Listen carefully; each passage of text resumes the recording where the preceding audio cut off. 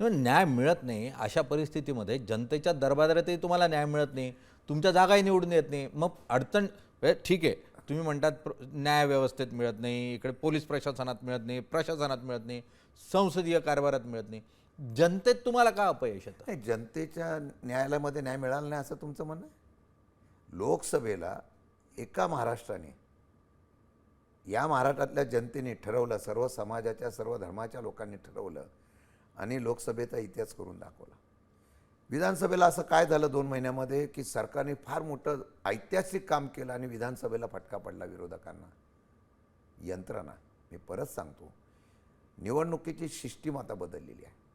ही निवडणुकीची सिस्टीम अशी बदललेली आहे की आता साम दाम दंडभेद तर वापरतातच आणि त्यामध्ये विरोधकांना दाबण्याचा, त्यांच्यावर चौकशी लावायचा, त्यांच्यावर कारवाई करायचा, वेगवेगळ्या प्रकारचे प्रेशर आणायचा हा प्रकार सुरू झाला एका बाजूला. दुसऱ्या बाजूला निवडणुकीच्या संदर्भातली सिस्टीम ही कशा पद्धतीने, म्हणजे भीती राहिलेली नाही.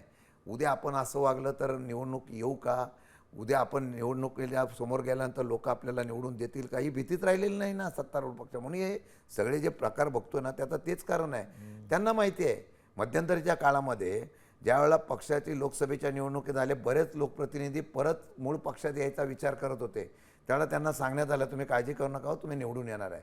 हा खात्रीचा कॉन्फिडन्स ज्यावेळेला नेत्यांना येतो ना तो कशामुळे आला? विधानसभेच्या निवडणुकीला असं काय झालं, पण त्यामध्ये वेगवेगळे अँगल आहे. म्हणजे वाढलेल्या मतदारसंघाच्या मतदारांची पण आक्षेप घेण्यात आले होते. मशीनबद्दल लोकांनी शंका व्यक्त केली आहे. नव्हे तर आता निवडणुकीला लोक म्हणतात कशाला उभं राहायचं आहे, मशीन असेल तर तुम्ही निवडणूकच घेणार नाही.